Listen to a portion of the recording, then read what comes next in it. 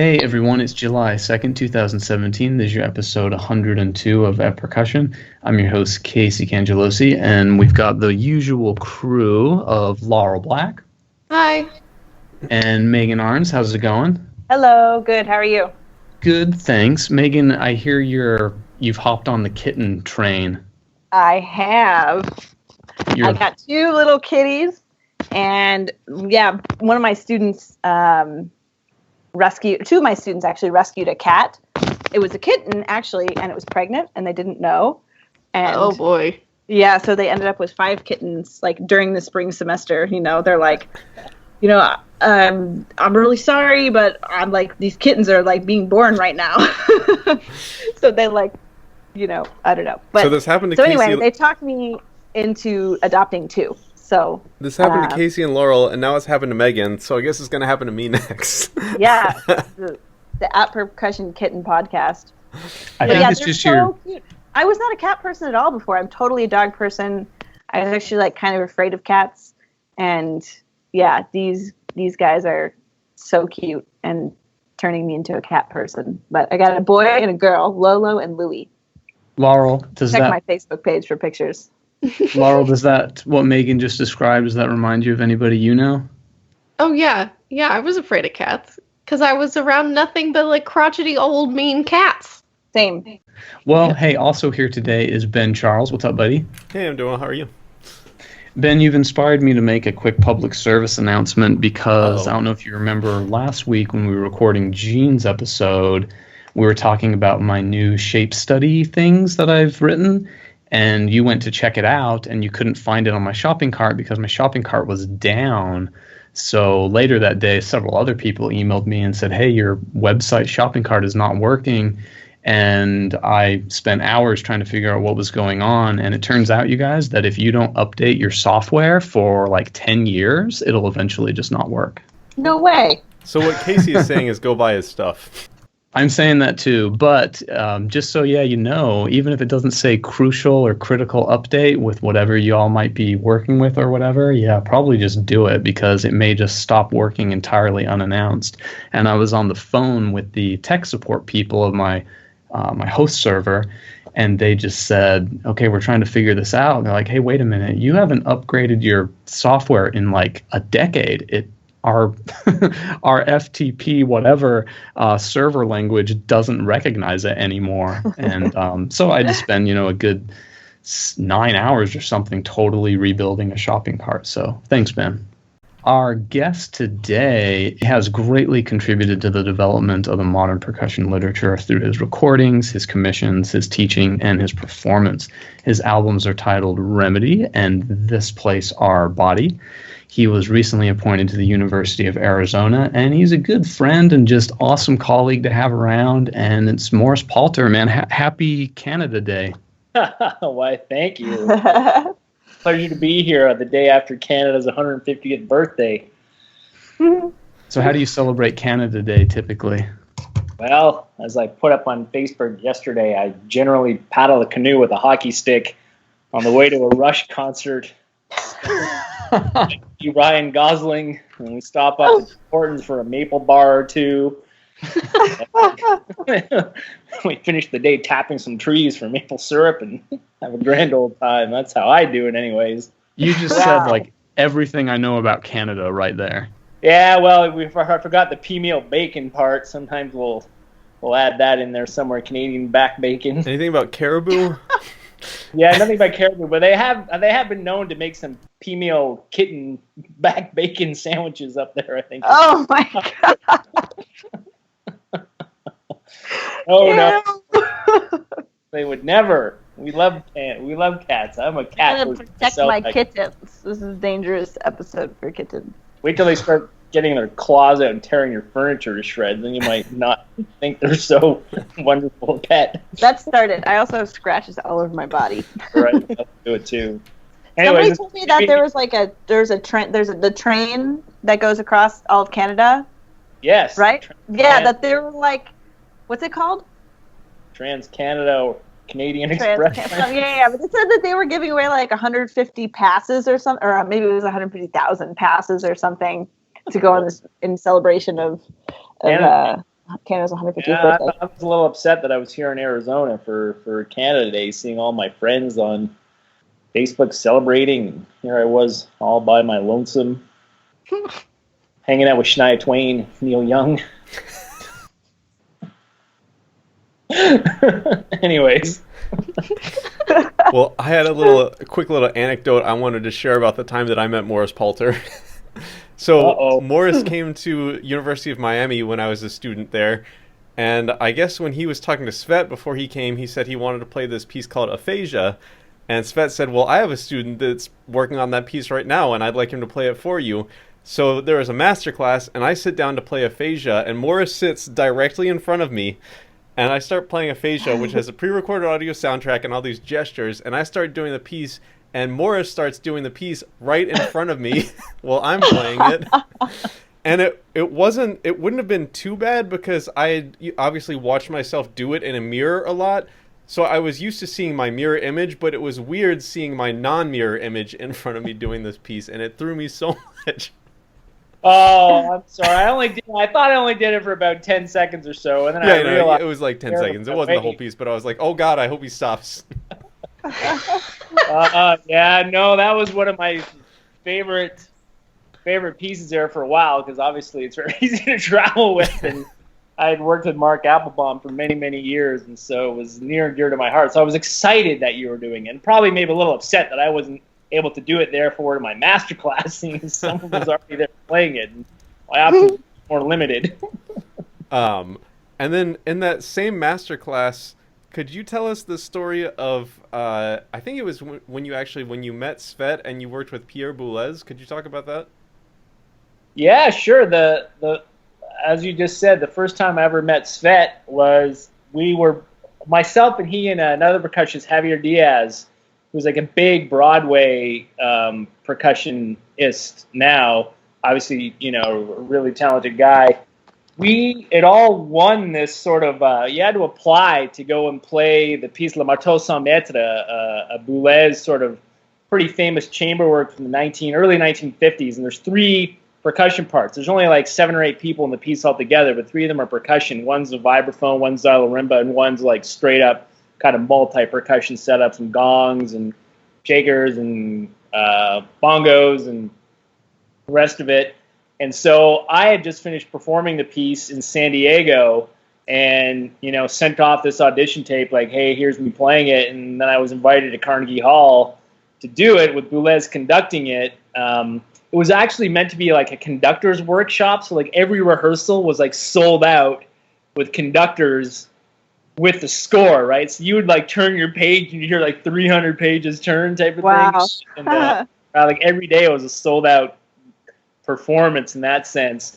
But Svet was one of the guys that was there with the xylorimba part and the Javier Diaz. And there's all kinds of wild and interesting, stories connected to that whole thing, including Boulez didn't like the sound of any of the tam-tams and gongs. There's like 1 or 2 tam-tams and 1 gong in it, and like he'd be like, nope. And then like the next day I'd come in, there was like a whole new set of gongs and tam-tams waiting for me, and he'd be like, nope. And finally he said, we're going down to Carroll's Percussion. And so he and I went down there and he picked out like all of this stuff. And then like the next day it shows up and there he is. And it's the first time I've ever, I don't know if you guys have ever seen one of these, a tam-tam. Was a big tam-tam that the entire center, probably 8 to 12 inches, was cut out of the tam-tam. Like it had no middle. I've seen they do that when there's a crack in it a lot of the time. I guess, but this thing was like perfect circle cut out. UNT had one that had that. Middle. And it was the one that I had to play behind me. So you're terrified. You're going to hit this thing. The mallet's going to go right through the center of this. I've never seen one since. And it was the one that like 5 points. It sounded amazing. And there was a hole like that big, in the middle of it. It's like, that's crazy. So, but that's how I met Svet there, and then we sort of became tight. He was a little tiny, skinny stick kid, though. It was kind of funny. This big, honking rimba guy. But, yeah, he was like a little kid. He was probably like 18 or something. I mean, I was in my late 20s, and he was like a small child that, was one of these virtuosic, I seem high to school Is there something that ended up getting this gig? I seem to remember specifically there was a story about a missed rim shot on bongos in this. Oh, yeah, that's another good one. I missed the last note of one of the movements, and at the rehearsal, the dress rehearsal, and Boulez looked at me and was like, "Tonight, you play the rim shot." I was like, "Yes, maestro, of course." And then I did it. I did hit the right note that night. And then when he signed my part, I asked him to sign it. And he signs it, blah, blah, blah. And he hands it to me. And I look and it says, wonderful days, rehearsing and playing Pierre Bongo. And What? He signed it Pierre Bongo. And then he takes it back and he crosses out Bongo and puts Boulez. So I have this amazing autograph that says Pierre Bongo on it with him crossed out. I don't know, guys got a sense of humor. I got to hand it to him. I guess so. That was pretty cool. Yeah. That's funny. Yeah. Well, we have a cool Facebook question. Actually, I'm glad Micah asked this because I was going to ask this myself. And actually, I've heard the answer from Morris already, but I want him to share it with everybody. So Micah Detweiler, hey Micah, says, why did you make the decision to release This Place, Our Body on vinyl exclusively? So those of you who don't know, this big thing I'm holding up is a record. Why did you pair Bone Alphabet with George Hamilton Green's Rags on the album? Right. Well, those are excellent questions. I appreciate them. I think, with respect to the repertoire, I think like all of us who put out albums, we put out the stuff that we really is near and dear to our heart, that we love to do and we love to play, and that we sort of want to share with people. And so that was certainly a big part of why I selected to do that. The ragtime dates back when I was an undergrad studying at the University of Toronto. Bob Becker, still lives in Toronto. He didn't teach at the University of Toronto, but we played a lot of rags, just kind of being there because Russ Hartenberger and Robin Engelman or Nexus obviously were a big part of that. And I played in a band for a while, and when that ended, I'd been graduated for a while. I had owned this crappy xylophone that I bought off the department. That the bars were all chipped and splintered and stuff, and I was trying to get back into more sort of classical contemporary music and just non-drum kit rock band stuff. And back when there was phone books, I looked up Bob Becker in the phone book, and I was like, hey, I don't know if you remember me. I took your summer tabla course back in 1990, and this is now 96. And he's like, oh, yeah, I remember you. And I was like, can I study ragtime with you? And I remember he said, okay, but I don't teach jazz. I was like, all right, that seems fun. And so I just started studying literally once a week. I'd go over to Bob Becker's house. It was like it wasn't a freestanding house. It was, and we would just hang out and do rag. So I just sort of hardcore got into ragtime then. And then of course, fast forward and you end up at UC San Diego and playing a lot of chamber things and solo things. And, I was always more interested in multi-percussion stuff than say traditional marimba solo type things. And so that's the repertoire I was sort of, more engaged with. And so that's sort of just were the things that I wanted to put out on the record. And I thought it'd make an interesting sort of, dichotomy, I guess, between pieces like Bone Alphabet and pieces like Log Cabin Blues. Tracks are on there. Certainly that was a big part of it. And then I think there's a few chamber things on there that I recorded with some of my students. Mark Applebaum, Catfish, is on there. And I think Drums a Winner, John Luther Adams, sort of the Alaska connection. And Matthew Bertner, another Alaska connection from living up in Alaska and working with him for a long time. So, and in terms of why vinyl, I was just always a big fan of vinyl. I mean, I come from that generation where everything was on vinyl, when you're, a teenager and a kid and growing up. And I just sort of like the idea of putting something out that you sort of had to really want to, really want to get that album because it wasn't available on CD. I didn't put it out digitally, and I had a lot of people say to me hey, I'd buy it if I had a way of playing it and all the rest of it. And I knew that was going to happen, but I only made 500 copies of it. And I still have about 300 left if anyone's interested. I'll take one. But and I also wanted it to be like a real, like a throwback 1970s. I remember one of the first albums I ever bought was Kiss Alive 2 when I was like 7 or 8 years old. I had like the big gatefold double album and had posters in it and stickers and stuff. And I thought, like, I want to do that. If I'm going to go for this, it's going to be like all or nothing, colored vinyl and the whole 9 yards. And so I sort of went to that one extreme. And now I can sort of check it off my list, and so now that's all done, and so I think it'll go back to some sort of basic digital medium of a CD on my next release, and I might actually put a couple of the tracks from that album on my next CD, ones that I just feel like I would like people to genuinely hear these things and not just. I didn't have a record player, so I didn't buy it. So, but that's why I just love the sound of vinyl. I love the ritual of vinyl. Like when I was a kid, and you'd have this thing, and you could look at the pictures, and you could read the lyrics, and you could, like it was taking it out of the sleeve and putting it on the turntable and dropping the needle. To me, that was a much more interesting way of engaging yourself in music than just sort of hitting a play button on something and having this little plastic case that, I don't know,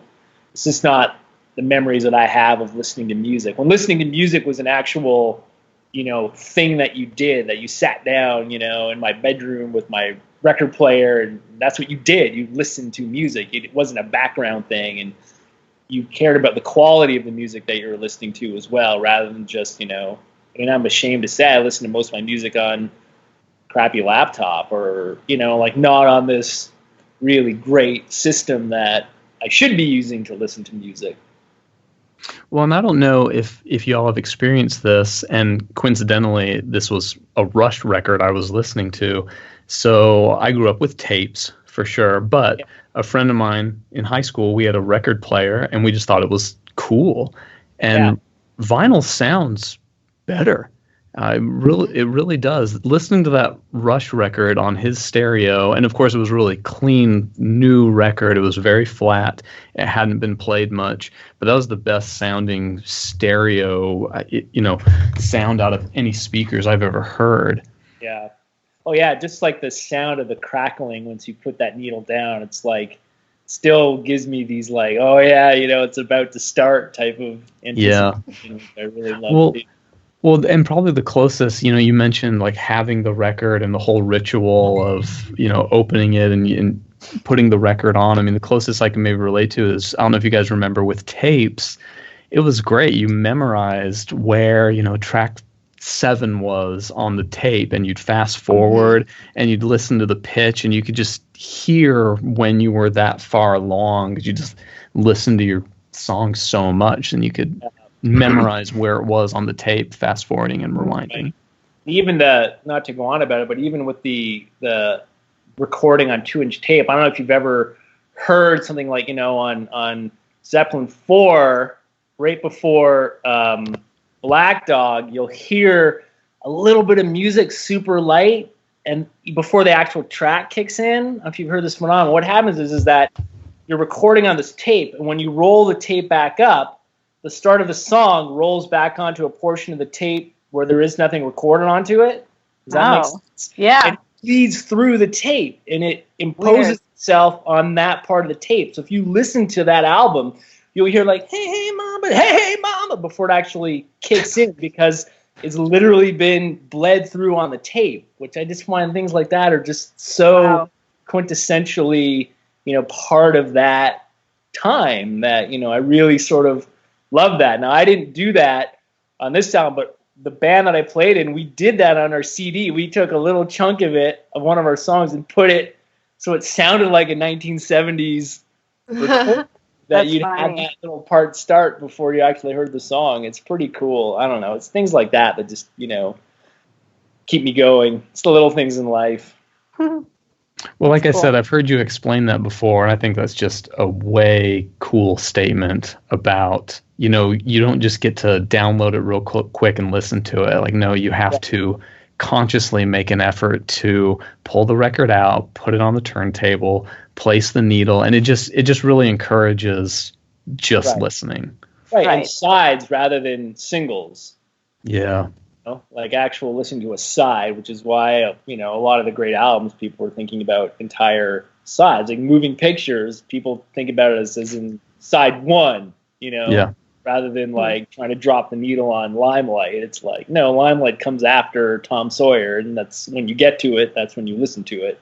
Right. And it Yeah. sounds different coming after Tom Sawyer rather than just starting with it. For sure. Yeah. Yeah, Yeah. absolutely. Interesting. Real quick, I just wanted to interject that the thing Morris was talking about with the tape, I don't know if you guys you're probably not as big of fans as me, but if anyone listens to Jacob Collier on his latest album, there's a track called, let me find it, Now and Then I Think About You. And I think it's literally every song on the album sort of in that micro tape sense, and it Right. swells into this crescendo that then goes into the next song, Savior. Yeah. It's Oh, yeah, so no. cool. Right. If you listen to a lot of the 70s albums, you'll hear that exact same phenomenon on a lot of records, and you're wondering, why does that happen? It's because they roll the tape back Yeah. up and it And there's burns like it. these little, like, in his music, you hear these little sort of jazzy notes that pop out, and you're like, I know that's on the album somewhere, but I can't remember where. And then, like, you hear it on the next song or something. So Right. cool Right. stuff. Cool. Yeah, good to know. Do you guys think that in 40 years from now, young people will be saying, oh, yeah, it's so cool the way you hear that, like, Spotify ad before the song? Oh, man. Just, I miss those ads, So, Oh. it's, like, so That's- authentic. You'll be exactly right. Well, hey, listen, speaking of 1970 and technology developments, I sent you guys a little link to this little web page, this guy who I would love to credit for making this, but I can't find anything about who he or she is, so I can just put the website up for everybody. But you'll notice there's this little thing called Conway Matrix. And did anybody play around with that? Yeah, it's cool. Do you guys have any idea what's going on there? No. Sort of, but not Cool. really. So you'll notice there's a series of boxes, and the boxes can either be clicked and illuminated or clicked off, and they'll respond with sound. And the higher you go, the higher the sound. The lower you go, the lower. So musically, all that is a simple step sequencer. So there are a couple kind of sequencers nowadays, and they are real-time, analog, step, and software sequencer. So this is a step sequencer, which often you see in a drum machine. So imagine if the first column of boxes is the hi-hat, the second column of boxes is the snare drum, and the last one is the kick drum or something. Then no matter what you do, you fill in those boxes, you're going to have a drum beat that repeats in this pattern. And you can make like instant perfect timed drum beats and replace them with various sounds, make the hi-hat a cymbal or whatever, you can swap them out. So that's a common thing known as a step sequencer. But what's interesting about this one is how the boxes are seeming to grow and sometimes die. So I want you guys to play around with it a little more, but think of it as each box being a living cell. And if you click on, say, 5 in a cluster, they may actually grow and expand. And if you click on too many, they may actually die out. So the idea is that if you have too many, they'll steal each other's resources and they won't survive. But if you have just the right balance of them, you'll actually get a seemingly living system. So I thought, this is such a cool musical thing. And it's something developed by a guy named John Conway, and he called it the game of life. So this was created in 1970 by mathematician John Conway. So whoever made this little webpage I'm showing you has plugged in this algorithm, John Conway's algorithm, into their own step sequencer. So it's a really cool way to get this game of life generated music. So the way it works is 4 simple rules, and I'm just going to read them straight from the Wikipedia page for you. So, any live cell, that's when you click on and illuminate, any live cell with fewer than 2 live neighbors dies, as if caused by underpopulation. Rule 2, any live cell with 2 or 3 live neighbors lives on to the next generation. 3, any live cell with more than 3 live neighbors dies as if by overpopulation. And the last rule 4, any dead cell with exactly 3 live neighbors becomes a live cell as if by reproduction. So you can actually get these really complex systems, and you can get this automated music, which of course, composers have been doing this forever, coming up with some kind of algorithmic automated system. But this one is so cool because it's mathematician John Conway's Game of Life. So let's see, what else we want to say about this. I guess I first saw this years ago in a documentary. There's a Stephen Hawking documentary, and I think it's called The Meaning of Life, or it's called, or maybe the episode is called The Meaning of Life, but they'll also use this Game of Life to show that complex things can arise from very, very simple things. So the 4 rules are incredibly simple, but you notice you can get these very complex, seemingly living systems to grow out of it. And if you make that grid a lot bigger, which you can easily see, you go all over YouTube, you'll see people's Conway examples, it can turn into literally what looks like living things with these complicated conveyors and these giant systems that seem alive. Middle of it, I had a bunch of the different, like the blinker period 2 and the toad period 2 and the beacon, and that's what you're hearing right now. I'm creating all these live as you're talking about it. It's very cool. Yeah, it's totally cool. And of course, this is the way this person has made it is just inside of the sequencer. But actually, Elliot Cole, who you guys certainly know, he's got one. He has a piece that's generated by the Conway algorithm. Oh, really? Yeah, and his was done in the way I was kind of imagining, because I immediately thought like 12-tone matrix or something. Mm-hmm. And so his makes these like really cool chords and these really cool harmonies, whereas the one I gave to y'all is just a little bit more rhythmic. So yeah, why is this interesting? It's of course interesting for, say, evolutionists to say, hey, here's an example of how complexity can arise from simplicity, but it's also really interesting in applied mathematics. So applied mathematics is how we build models. So, for example, talking about, say, Alaska or Yellowstone, Megan just got back from Yellowstone, if a biologist wanted to study, say, what the introduction of a new tree species is going to do inside of an environment, though they might ask a applied mathematician to build them a model and an example given data points that they have. So model building would be fitting data into a model that will create predictive equations. So doing field work, which say population biologists would do, they would work with these types of mathematicians that will then get like real world results that can apply to their research. So what's cool about Conway's Game of Life is that it's a great pedagogical example of the marriage of applied mathematics and the use of field data in this way. So it's not this groundbreaking new thing, but it is a really cool thing to teach us what this other stuff is, which I think is really, really cool. That's super cool. I wonder if like visual artists, I'm sure that it would be interesting to see some kind of visual art installation based on this. And, just imagining even like, like live light shows or something based on this. I don't know. I would imagine that. There's so much, and the more I looked into it, the more I saw like, oh yeah, there's so many people that are like fascinated with this and think it's really cool. So yeah, it's a really easy way to show what applied mathematics is, and it's a really cool example of multiple interests merging. So you got computer programming, mathematics, and now music in this case.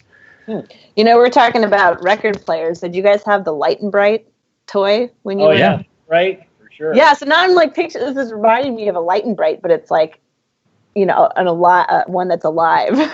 Right. Like you stick it in the pen and the paper.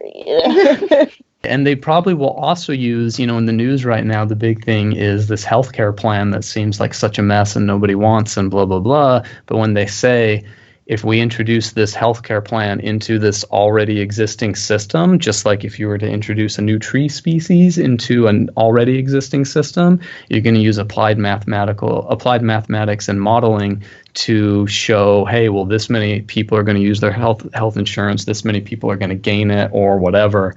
So that's also applied mathematics. Cool. So yeah, that's Conway's game of life. Wow, that's really cool. I suddenly feel very unintelligent. Yeah. That's really my goal. Well, Laurel, we got to do something because Ben has a DMA, Megan has a DMA. Morris, do you have a DMA? I do. Damn it, Morris. That's why I didn't answer you, because I was waiting for you to call me Dr. Morris Palter. I prefer Dr. Professor Palter. Yeah, Dr. Professor. I don't hear you unless you call me Dr. Salutations. So, that's a laid back guy. Like, I've known Morris for I don't know how many years, and I didn't even know if you had a doctorate or not. I have a question for you, Morris. I would love to hear a little bit about your experience on the new music committee at PAS. Well, luckily for you, I'm not on it anymore, so I can spill all the dirty. Yeah, we'd love some dirt. Yeah, I'm gonna go pop some popcorn. Yeah, my blood oath is it's now ended, so I can spill. No, I mean I think I'm trying to think the first year I was on it. I think I got on it in 2007. I think it was the first year I ended up in Alaska, like right when I got my job up there at University of Alaska Fairbanks is when I started on that committee. It might have been 2008, but I'm pretty sure it was 2007. And, Greg Beyer was one of the other guys that got on it right when I got on it. And the two of us, or at least speaking for myself, I mean, it was all the old, like, in my mind, the old generation percussionists. It was like Tom Goldstein, it was like Larry Snyder, and I think Chris Schultes was still on it. And, this committee was started by, the people who don't know, was started by Stuart Saunders Smith, actually. And it was the first committee at PAS. And it might have been, I think it was like the founding part of PAS was like, was this committee and PAS was all sort of at once. And which is why this committee gets the first, we used to get the entire first day, if people can remember back that far. Up until 2010, the New Music Research Committee was given the entire first day, which was a Wednesday. Mm-hmm.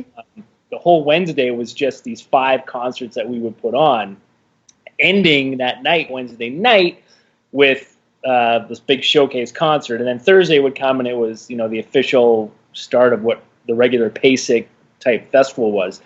Ironically, the year that I was host of Focus Day, which was 2010, that was the year that they killed the entire Wednesday. So I had all of Wednesday planned out with the opening night, Wednesday night, and when we had these meetings to talk about, this was, this is how this is going to happen, and these are the concerts, they were like, well, actually, there's going to be no more Wednesday, and we're folding your concerts into the Thursday grid of all the stuff that was happening on Thursday. And so that started in 2010. I can tell you exactly when that started because I was the one that was hosting it that year.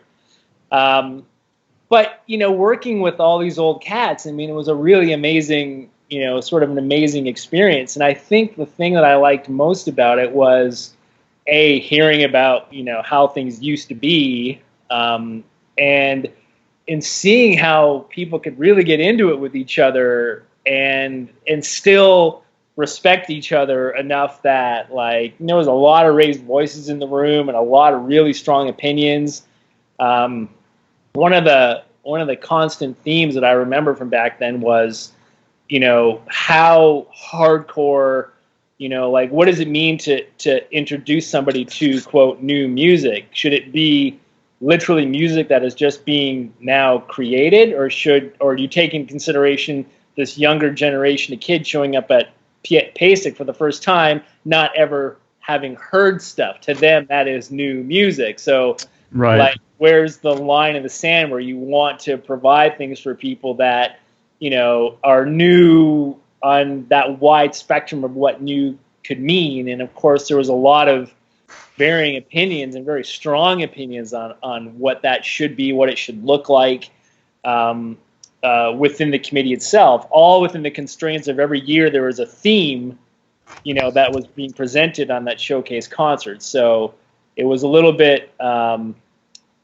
just sitting back as the newbie watching this all go down, and then seeing how that frankly just changed as I was on the committee. The longer I stayed on the committee, the more these older generations sort of timed out, not even timed out, but left the committee. In fact, there was no time constraint in terms of the number of years you were allowed to be on the committee, which was why you had people that were on the committee for 20 plus years when I got on the committee.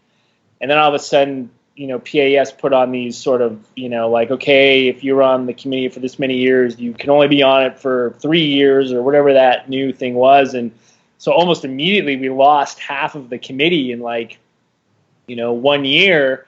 And then as that started happening, a lot of this older generation felt like, well, it's time, there's too many new voices and too many new that should be heard and need to be heard. And, I've been on it for 20 plus years. It's time.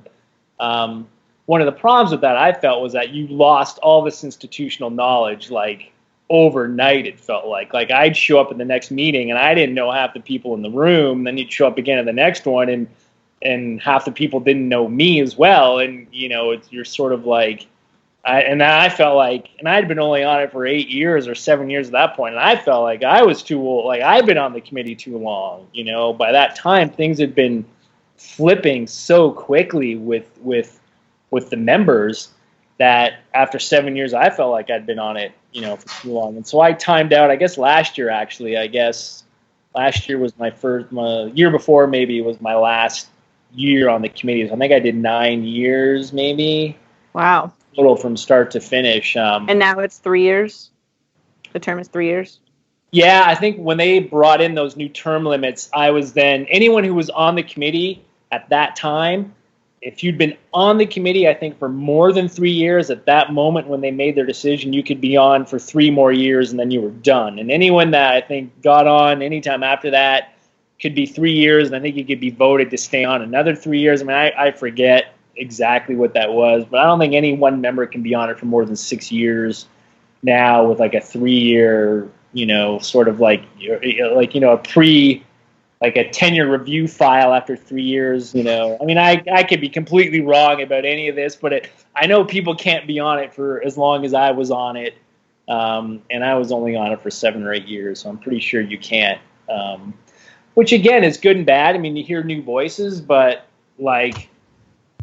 there wasn't a lot of time talking about things that everyone in the room already knew, how it was. And then you had all these new people on it asking all these questions about how it is and how it is and how it is and why is it and why is it and why is it. And you're just like, man, 2 years ago, everyone in the room knew what the deal was. And now there's just a lot of, sort of explaining the rules of the operation a little bit.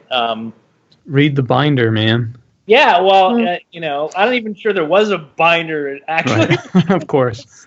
This is how, So you can, I don't want to sound like one of those people back when I was on the committee, things were so much better, because I don't necessarily think they were. They were just different in the way that I was used to. And then all of a sudden you don't become used to it anymore. And you're like, all right, I don't have enough energy to try and reaccommodate myself to this whole process. And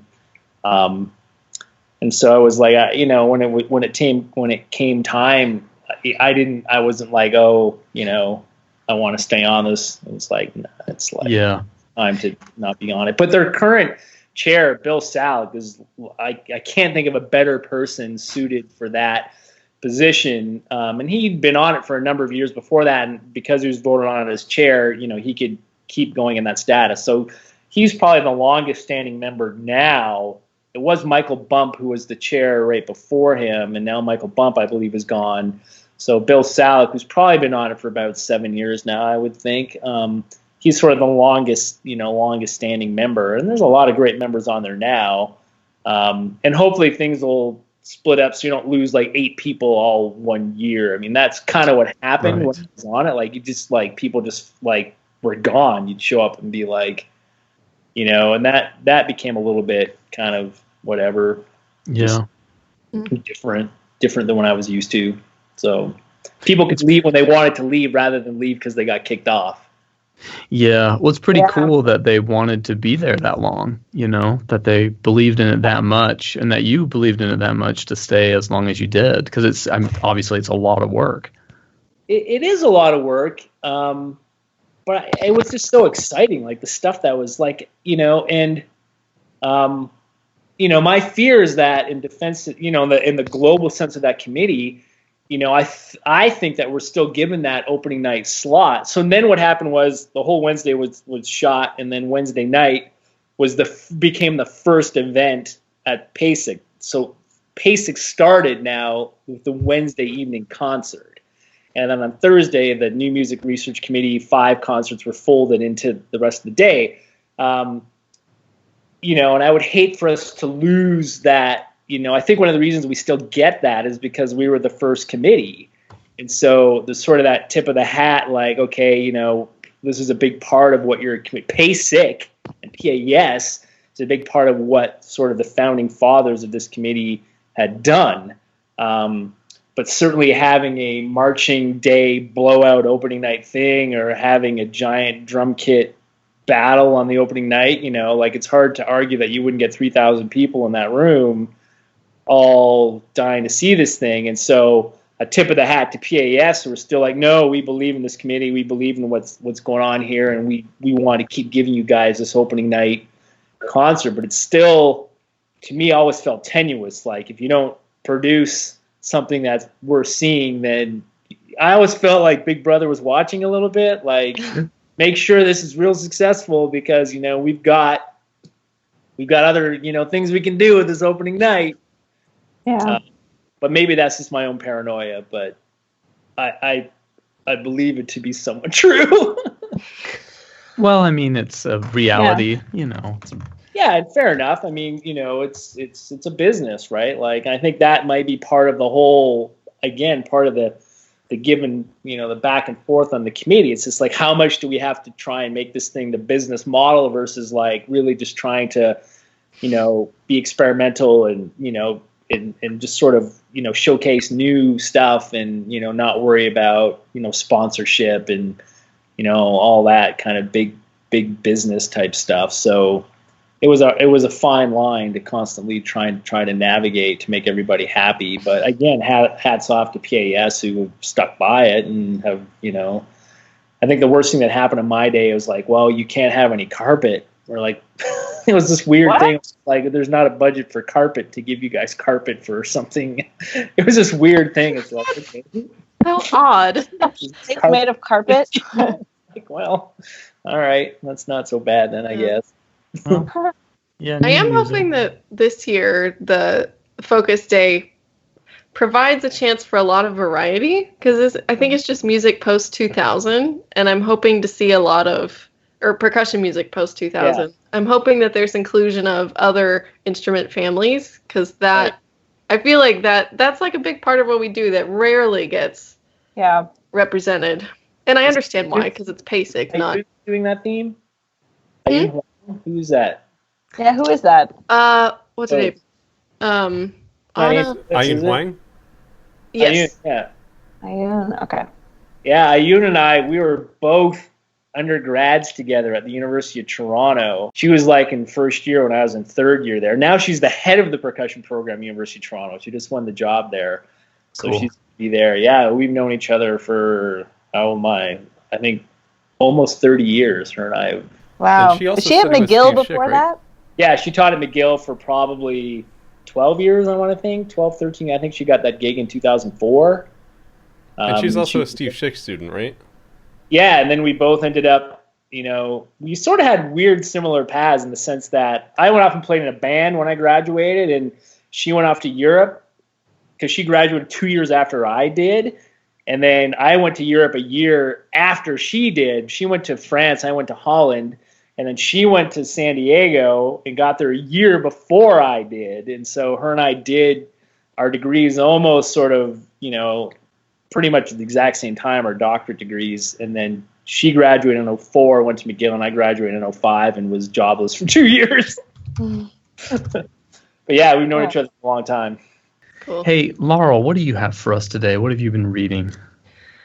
Well, I'm always reading something, and as usual, as it seems when I find books that I find profound, I found this one, Viktor Frankl's Man's Search for Meaning, in a used bookstore. So here in Harrisonburg, we have one of those delightful, like floor-to-ceiling stacked used books that used bookstores that kind of smells funny and has a weird person running it, you know. And I love finding these little gems of books in those places. So, Man's Search for Meaning, I wanted to share with you guys my first thoughts about this based on reading the 2 prefaces and the postscript to the book, which is called The Case for a Tragic Optimism. Yeah, it's really neat. And it's very kind of psychology, meaning of life oriented, just so you know the trajectory where I'm going with this. The book was originally written in 1945, and the version I have is the 1984 revised version, and it's something like the 22nd printing, and it includes that added postscript that I mentioned just a second ago. On the back cover, it reads, Dr. Frankl developed a revolutionary approach to psychotherapy known as logotherapy. At the core of his theory is the belief that man's primary motivational force is his search for meaning. So he was a neuroscientist and psychologist in Europe. There's often in American culture, according to Frankl, a demand to just be happy, quote unquote, as if it's an order that can be obeyed. And as a member of American culture, I agree with that. And I feel like I see it a lot. For Frankl, he says, quote, a human being is not one in pursuit of happiness, but rather in search of a reason to become happy. And this is, of course, in the face of the pain, guilt, and suffering that goes along with just being alive. Like, no matter where you are and who you are, you're going to experience pain, guilt, and suffering. And in the hopes that we can turn those 3 things into suffering, into a human achievement and accomplishment, derive from guilt the opportunity to change oneself for the better, and derive from life's transitoriness an incentive to take responsible action. So logotherapy is very much about finding some like inner seed of meaning for your own life that allows you to deal with all these negative experiences in a way to where your perspective finds a way to turn it into something useful for yourself rather than a lament. And he has... Oh, sorry. He has quite a bit of credibility in this due to the Holocaust, right? Right. Yeah. So something I have written down later on, so thank you for cueing. Sorry. Is like, who is Frankl and why should I listen to a word he says about finding meaning in life in the face of negative experiences? Frankl died in 1997. He was a German. He was also a Jew. He survived 3 concentration camps before being liberated at his 4th, which was Auschwitz. And during the Holocaust, he lost his parents, his brother, and his pregnant wife. Only he and his sister survived. Jeez. So it's real. Yeah, there's nothing to say. I don't need to say anything. Yeah. So in the face of like the terrors of that every day, vaguely, loosely every day, he would have like talk sessions with his fellow prisoners to speak about finding beautiful little meaningful things in life, like the pretty blue color of the sky when you turned away from the ovens and you saw that, or the color of a wildflower as you were being marched to this work site where you had to build something for the Nazis. Even though there's this group of people making every attempt to take your humanity and your dignity. So that's who he is. And it was during his time in the camps that he came up with this big theory about finding your own meaning in life and how that carries you through everything. So the question is, like, how do you find your meaning? And he says that there's 3 main avenues to do it. And I wanted to share it here on the podcast because to me, these 3 paths that he mentions are completely descriptive of a creative life and of any person in an artistic field. So here's what he says. There are 3 main avenues on which one arrives at meaning in life. The first is by creating a work or doing a deed. The second is by experiencing something or encountering someone that is not only in work but also in love. The third is to turn a personal tragedy into a triumph. So as I was just kind of contemplating this, I was like, wow, I don't know a single person, in an artistic field that hasn't like created something on their own, whether an improvisation or a composition, hasn't had that moment with music or whatever where they said like, holy cow, this just changed my life and now I have to do it forever. And I don't know anyone, that I've had this conversation with that hasn't taken some personal experience and infused their performance with it, whether or not the audience knew it or not. Is kind of irrelevant. It's all about your own perspective. And that's basically what I have to share from the book right now. But I'm curious about any of your all's thoughts of like, wow, artistic intention as a meaning of life. And this is not new, really. Like Beethoven's Heiligenstadt Testament is like covered in this, where he talks about not committing suicide because of his art. And I don't know, I read this and I felt a lot of personal resonance with it. And in some ways it reminded me of Steve Schick's speech that I talked about a few weeks ago about the external facing artistic practice, and the kind of responsibility that we have to turn it that way, especially because we are so privileged to not be experiencing something like Frankl has. We're not prisoners and we're not losing our families to horrible people. Yeah. So anyway, that's bits and pieces of this glorious little book called Man's Search for Meaning, and I look forward to reading the rest of it to share with you all. Yeah, awesome. Way to go, Laurel. That's awesome. You just mentioned Beethoven and him saying, music is going to, be this thing that keeps you going. And it just reminded me of Bertrand Russell, because I just talked about John Conway. Bertrand Russell is a mathematician and philosopher, and he has this quote saying, there's this pretty place off in the hills where I would go watch the sunset and contemplate suicide, but I never did because I wanted to learn more about mathematics. Huh. It's just that simple, Wow. Yeah. Yeah. But it really, what this whole thing really reminds me of, okay, why we do anything we do. You just have to have an interest, and you have to have something that you just have an obsessive love with if you want to be successful at it, which of course we've heard many, many people say over and over and over, and no one listening needs to hear that from any of us. We've heard that. But, Laurel, we were having a conversation a few days ago. There's you guys know the people. There are those people who post on Facebook and they say, "Oh, I'm no good at this, and I'm no good at music," or I don't know. In a way, I just want to say, like, dude, you're totally lucky to just be interested in something, and just the fact that you like this is so cool, because you're never going to feel done with it. You're never going to feel like you've accomplished all you want to in it. Is there a way for us to just feel really good about this endeavor without feeling like we're climbing a ladder, and that Morris Palter is here and I'm here and Ben's here, and it's like, can we just like enjoy it without being on a ladder somehow? Casey, I'm glad that you just ranked me above you. That makes me feel very good. Yeah, but they won't. It was a visual ranking though, true. So they won't see that. If anyone at home wants to know, Casey ranked Morris Palter first, me second, who also has the same birthday as Morris, by the way, and then Casey third.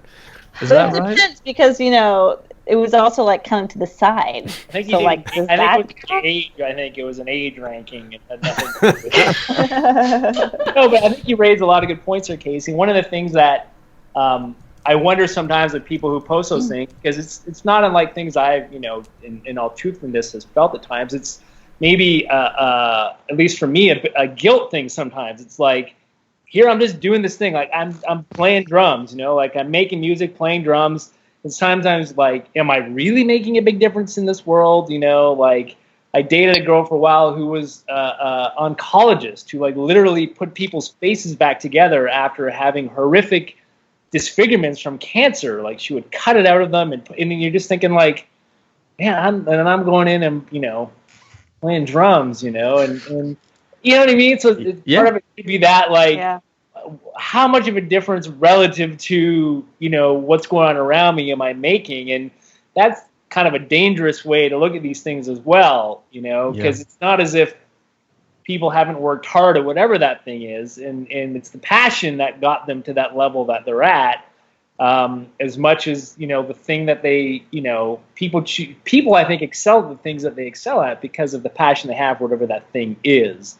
So yes, I could potentially have been whatever, but I don't think I would have been a good whatever, because it's not the thing where my heart really was, you know. Like my sister's a great litigator because she loves it, you know, like she loves it.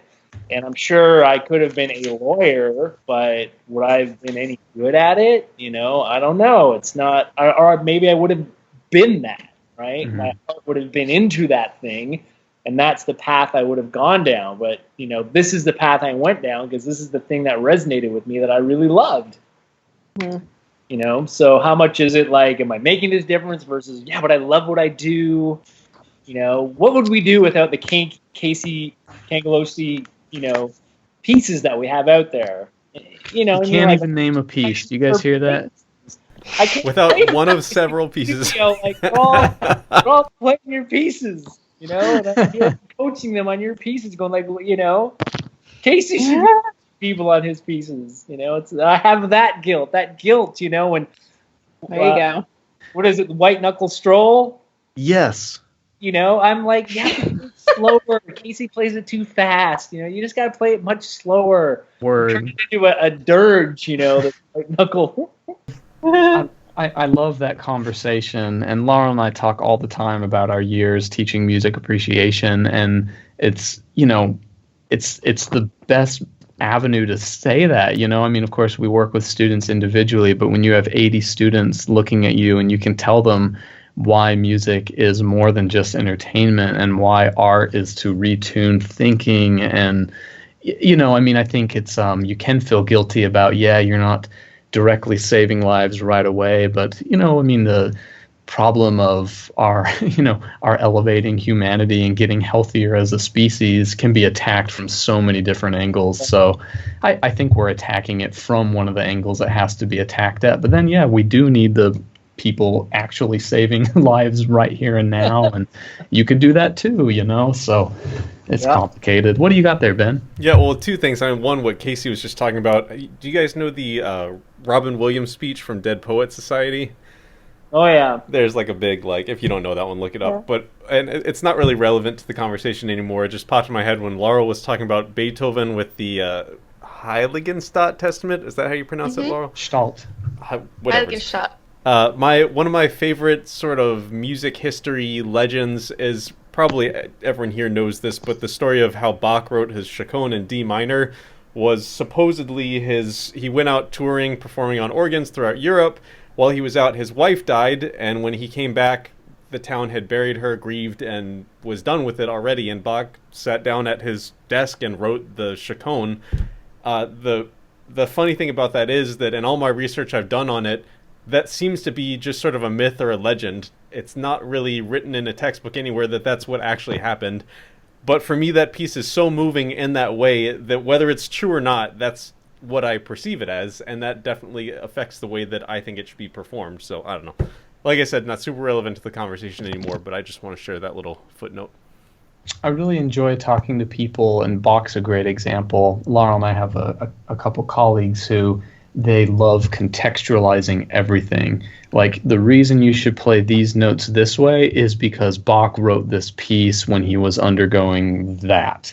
Some people think you should play the notes this way because actually he was undergoing this or whatever. It's just interesting, whereas I feel like my perspective is, no, just play the notes as they are notes and just treat them as like raw music without a contextual meaning.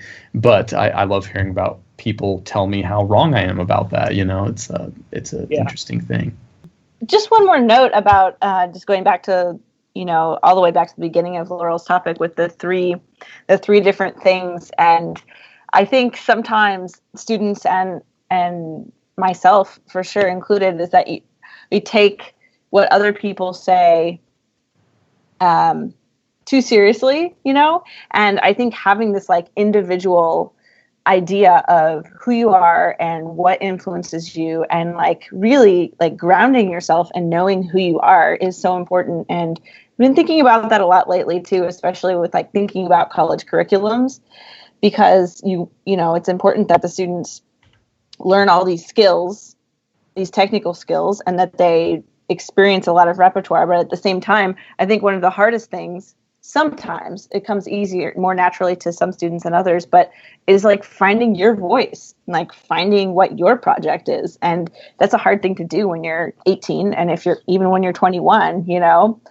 And I think, I don't know, it was like you mentioned all those three things, and it's like you can immediately individualize it. Like who cannot individualize that, you know, each of those things that you said. So right. I don't know. I find even like trying to find your own voice in the world of percussion is even, you know, for me was always a challenge, because you love so many, or I love so many different facets of it, and I didn't want to be just kind of okay at 15 different things. Not that that's just a choice I made, you know, it's not a judgment. I wanted to be like really good at a few things, you know, and I think that's, again, when you go back to ragtime and bone alphabet and probably drum kit, those are really the three things that I chose for my path in the grand scheme of things. You know, chamber music, yes, but it wasn't steel pan, and it wasn't solo marimba, nor was it, you know, murdungum, right? Like, even though when I was in high school, I heard John Parks talk about that, and he was saying like, yeah, I try to do everything I can, but if I get a call for a tabla gig, like, I'm gonna have to turn it down. There's just not enough time in the world to do everything. Or you can like say yes and play tabla kind of okay, and people think like, oh, he's the okay tabla player. You know what I mean? Like, right. Sort of got to pick your battle. Like all of my heroes, like no one looks at Steve Gadd and goes like, yeah, but he's a crappy marimbist. Right. You know? Like exactly. they aren't, you know, like all of my heroes, A, don't have doctorates, and B, have really defined themselves as who and what they do. And I don't hear anyone ever talk smack about what they don't do. It's like, you know, no one looks at Lee Stevens as just like, yeah, but, you know, where's your steel pan chops? You know, like, can we start doing that? Like, can you imagine if we just yeah, but Lee's terrible at steel pan, man. Ducks at, you know, glass is half full, right? So I think that's half empty. Part of it too, anyways. You know, in terms of where I'm coming from and the things that have always, you know, sort of, you know, helped me figure out my path is that, well, what do I really love the most? And, you know, and at a certain point, it's you just can't do everything. And percussion, you know, that's the whole thing. Like if I was playing just the cello, it's like, okay, well, I can play classical cello, I can play orchestral cello, maybe jazz cello if I really want to, you know. But there's not a lot of, you know, whatever Balinese cello playing that I've, you know, come across, right? We can do that percussion, we can do that, you know. And so anyways, I identify with that a lot. I think it's like everybody should be functional on the basic things we're supposed to do, but other people can't tell you what you love about your art. That's ridiculous. And for some teacher to say like, no, you have to do all these things, like, screw you, I'm gonna go somewhere else. Right. Like, I don't need a mentor like you know? That's passionate about the thing rather than like try to convince them to be passionate about the thing. Mm-hmm. It's like, I really love this. Well, no, but you need to be doing this all the time. It's like, yeah, that's not going to work out so well. Yeah, and I know it's like, because we all teach, you know, you have to balance that with like, are you going to function well as an adult musician? You know, are you going to be okay? Once I know you're going to be okay, this is about you and making sure that your passion comes through. And to, like, just to piggyback on something that Megan was talking about, I think, like what is happening, especially with public education right now, and how we're like getting rid of creative thinking and everything is becoming about standardized tests, and they're getting rid of arts programs, and arts programs are becoming after school only if they exist at all, or they are people who are at a nonprofit out of the goodness of their heart trying to offer it. And I think like those two trends, the removal of the programs and the removal of creative thinking because we're only worried about regurgitation of correct information, hurts this idea of finding those three things as an individual, because it teaches us from a young age that like whatever you have existing inside of you is not as important or as vital or as valid as what is correct according to these people around you or this system that you have been placed into. And that's a major soapbox of mine, so I'm going to go ahead and start to back off because I could talk about it forever. Yeah, art has to stay there because it provides so much of that connectivity to other people that we need, especially at such a young age. And I heard somebody else talking, so go ahead, whoever that was. Oh, thanks. It was me. I mean, of course, I totally agree with you, and I think all of us here and all the listeners agree with you too. Definitely. If I could just throw a little sympathy to the people who maybe can't figure out what they like. I mean, something I mentioned some minutes ago was, even if you're not a pro musician, at least you know what you like. That's really valuable, and that can give your life all this meaning that the author was talking about. But it is a little more complicated than just finding what you like. I don't know if you guys ever watched The Simpsons back in the day, but Homer went to his guidance counselor and said, hey, have you thought about what you're going to do after graduation? And Homer said, yeah, I'm going to drink a lot of beer and stay up all night. So it's like he knows what he likes to do. He enjoys that, but that's not going to give you any applause from any people around you, and you're not going to make a living doing that. So, of course, it is a little more complicated than just finding what you like to do. I like playing video games, but that's not going to do much for me in life. So, I don't know. I mean, also for the people who have found the passion and aren't allowed to do what they want to do, whether their country or their government doesn't allow it. Or I was talking to a high school teacher yesterday in a symphony gig, and his frustration with the previous school he had taught at was that he couldn't keep any band students past their sophomore year because the guidance counselor was constantly telling them that they can't do music and that and the sports programs were like given preference. So like if you did sports, you couldn't do band. And, we all have our own stories about that too, but it was sounding like any kid that was super interested in doing music, whether as a profession or just as a hobby, wasn't allowed to do it. I know we got to move on to the next thing, but it also made me think of advice my dad gave me.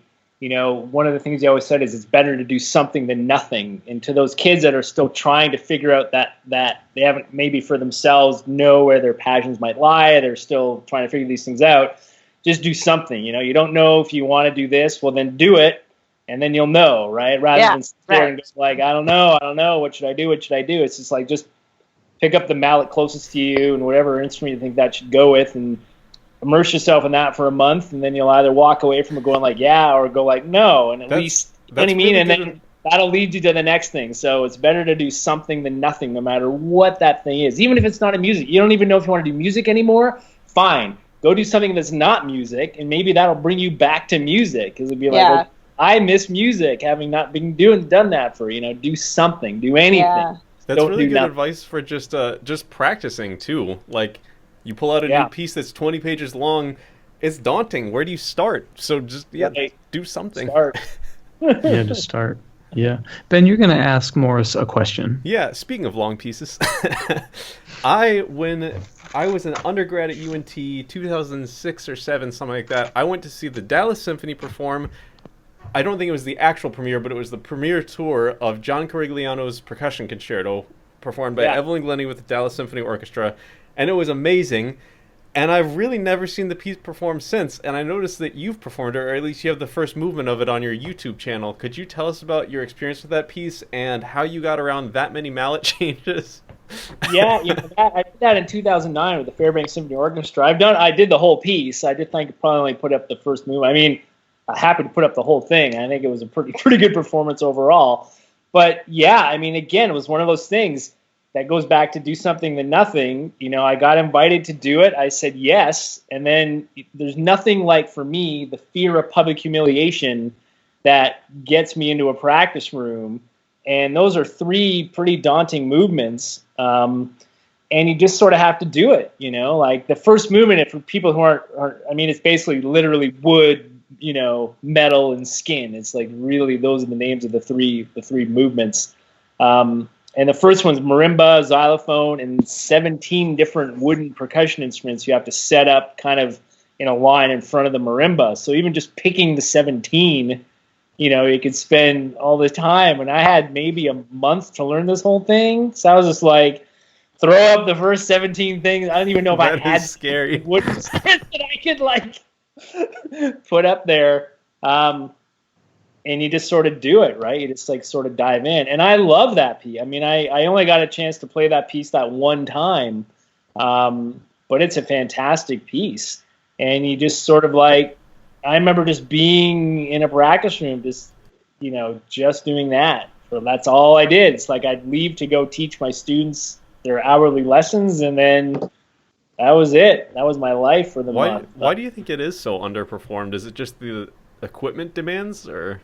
Yeah, I mean, they're big setups, the skin movement. I remember I had to devise a multi, one of those double bass drum pedals with just the advanced, because you have to have a kick drum. You're playing 6 timpani with a kick drum. It's where do you put a kick drum in?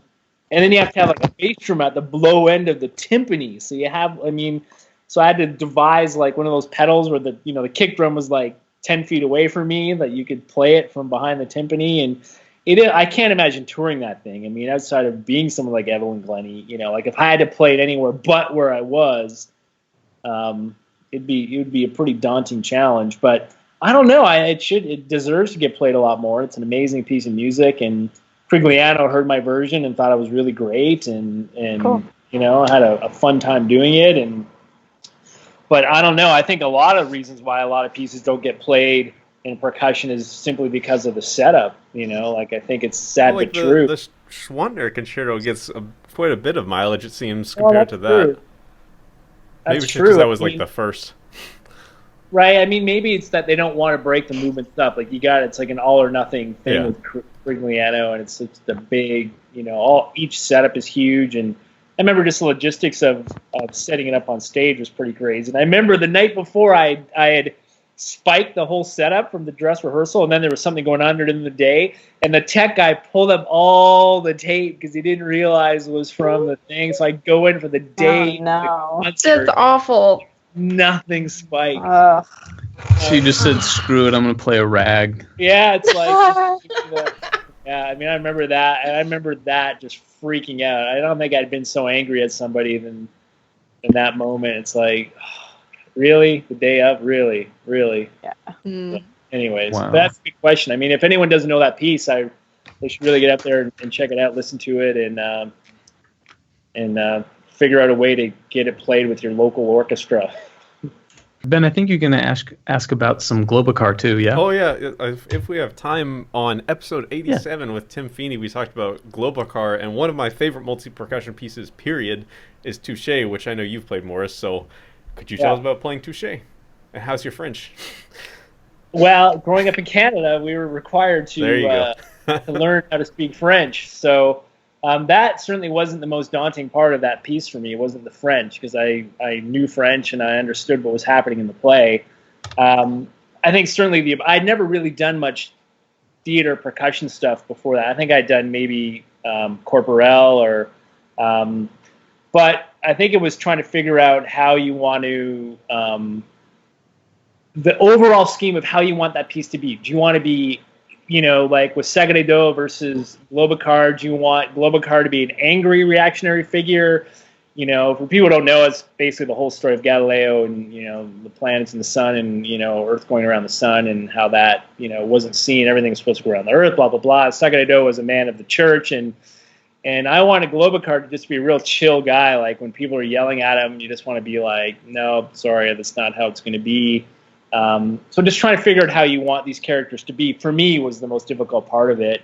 I'd already memorized a lot of pieces before that, so the memorization aspect of it wasn't so crazy either. It was just trying to figure out how you wanted these characters to be portrayed. And there's 17 or so different characters in it, so it's bigger than just, the central figures are Galileo and Sagredo, but outside of that, I didn't want to be, I've seen versions where people created character voices for each one. I just didn't want to do that. Like, when there's a little kid, I didn't want to be, and I didn't want to be trying to take on the voice of an old lady versus a young kid versus, to me it was more about trying to convey the sensibility of somebody by the way that they speak, the speed that they're speaking, rather than the voice that they're trying to speak it in. And then the interludes is a whole other issue, trying to figure out how you wanted to do these interludes between each of the movements. So that, to me, more than anything, was a more difficult way of trying to figure out how you want to do a piece of music, because it was much more than, obviously, like, which mallet should I use, and it's like, how do I convey a version of it that's very sort of personal? And I think I performed it at PASIC at some point, 5 years ago or something. And yeah, it's just, again, there's a few pieces. I think we all have these pieces which are near and dear to our hearts, and that's certainly one of them. Have you played it? No, I haven't. No. Shaking your head. No. You should play it. I started it for one of my DMA recitals, but it was like I don't have time for all this yet. But now I took the vibraphone out of my office, so I got room right here. I could just set it up and do it here. Well, it's true. There's only 7 instruments, so that is, if you did that, and then you could bring in aphasia, do Temescal and Silver Streetcar, and you've got a whole tour there with something that'll fit in your back pocket practically. Yeah. I thought about part of it was I was thinking about trying to do a recital that was entirely based on speech. So Touche is sort of freedom of speech sort of thing, and then Christopher Dean's A Row of Orange Flame is a piece with speech, and it's also about Vietnam, so sort of silencing dissent. But it never fully came to fruition. But one day, right? Well, there's lots of that stuff out there, that's for sure. I really want to do the Ursonaut somehow. Yeah. Speech. Yeah, there you go. Well, guys, we should kind of push towards the end here, and we have a question from John Santo. He says, now that a fair amount of time has passed, what is the influence of your studies at UCSD? The impact of studying with Stephen Schick and the other great graduate percussionists there? Wow, there's a question and a half for you.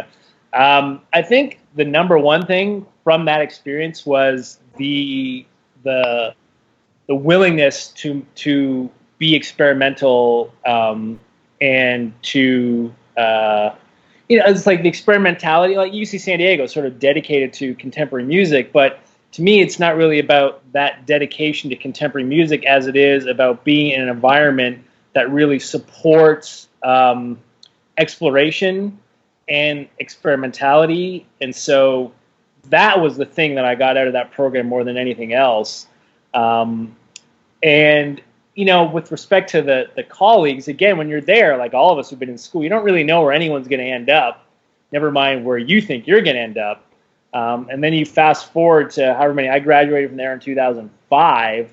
So we're 12 years later, and, all of my friends and people I hung out with there, we're now sort of scattershot all over the world, which is fabulous, right? Because I've got friends in I would say more than half the gigs that I go and do are because of people that you knew that you suffered and toiled and did all this work with at UC San Diego that are now out there in the world doing amazing things too, that want you to come and do those amazing things with them. Not to mention San Diego New Music, a group that, Noise Ensemble, or Noise, which was the group that I've been playing in since 1999. I mean, we just, we started the Sound On Festival. So it's myself and Lisa Cialo, who's a flute player there, is in Baltimore now. And Mark Menzies, who taught at Cal Arts forever, is now in New Zealand. And Christopher Adler, who teaches at, University of San Diego. We invited him to be in the group about 3 or 4 years after we started it because we kept having to hire him as our pianist. We thought if he's in the group, we don't have to pay him anymore because we didn't have money. Like, literally, it's like we just keep hiring this dude, giving him $150, and we're not making any money. So just have him in the group. You don't have to pay him anymore, right? So all these people that you sort of get to know, and, we just had our 10-year anniversary of the Sound On Festival last year. Before that, we were doing concerts since 1999. I mean, and these people are now all there out doing this amazing stuff. And so I think like the global answer is that just giving sort of that tacit permission just to really go for it in the many different, in all different aspects of music and thought and philosophy. And there was no one ever trying to pull the reins in from anything that I remember wanting to try. And people would fall flat on their asses left, right, and center, and it was a safe environment to do that in. free of judgment and, that kind of thing. And then with respect to the people, all the connections that you make and I think for better or for worse, UC San Diego graduates sort of plant that flag pretty firmly wherever we go. And one of the harder things is going somewhere that you're so used to being in this environment of exploration and you show up somewhere, especially at my first job, it's like, wait, how come people aren't on board with this with me? Like, what? Why am I fighting so hard to get people to want to be experimental, and which is why I started this festival up in Alaska and brought Casey out to it in whatever year that was, 2011, I think. But, that sort of, that vapor trail goes with me wherever I go, just wanting to like really push the limits of things and challenge myself and challenge people. And I'd say that's the one thing that I would tell people out there that are studying now. Don't take for granted the people that are sitting beside you in your theory class or sitting, that you hang out with in the wind ensemble, or, you know what I mean? Or the composer that, wants to write something, encourage them to do that, and you should be the one to play it because you have no idea where this is going to lead. Again, do something than nothing, right? Because I think of the people that are now out there doing amazing things that, you had no idea that was what's going to happen. You had no idea that's where these people are going to end up. And, I'm so glad I said yes to that one piece back in 2001 by, whoever that was. And then, of course, Steve just gave us all kinds of opportunities, just he and himself. He was still knee-deep in Bang on a Can. He was still, doing his 3 nights of percussion concerts everywhere. He was still the guy that was, like, on the forefront of all these things. I mean, it was before he was conducting on the level he's conducting now. He would take us to Paris. He'd take us to New York. He'd take us to all these amazing places to perform. Mexico. So it was also just a great time, I think, in not that it's not a great time now in Steve's life, and I certainly can't speak to what people are experiencing there now in the percussion studio, but I think it was a special time because, again, Ayun was there, guys like Terry Longshore were there, who's in Oregon, Yvonne Manzanilla, like, it was just people that were sort of, now we're all spread out everywhere. It was just a great period of time to percolate in contemporary and new music and exploration. So, I mean, that's sort of a long way of going about it, but that's what I took away from it all. Well, we certainly, the only last question I would ask you is talking about going from Alaska to Arizona.